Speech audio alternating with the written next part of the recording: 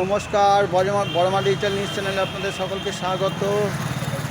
2000 সালে সমীর মুখার্জির একটা ঘটনা মনে পড়লো, আপনাদের কাছে শেয়ার করতে চলে আসলাম।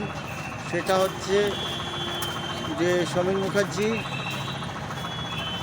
মুখার্জির ঠাকুমার নাম ছিল হচ্ছে শশীরানী মুখার্জি।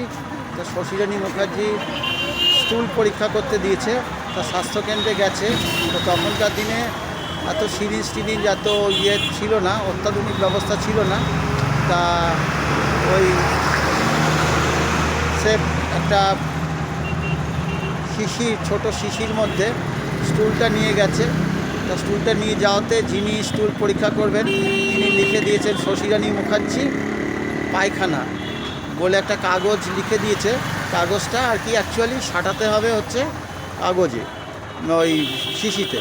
তা সমীর মুখার্জি কী করেছে, ওই কাগজটা যেটা আঠা দেওয়া কাগজটা নিয়ে এসে ওর ঠাকুমার কপালের মধ্যে সাটিয়ে দিয়েছে। ওখানে জল জল করে লেখা রয়েছে শশীরানী মুখার্জি পায়খানা।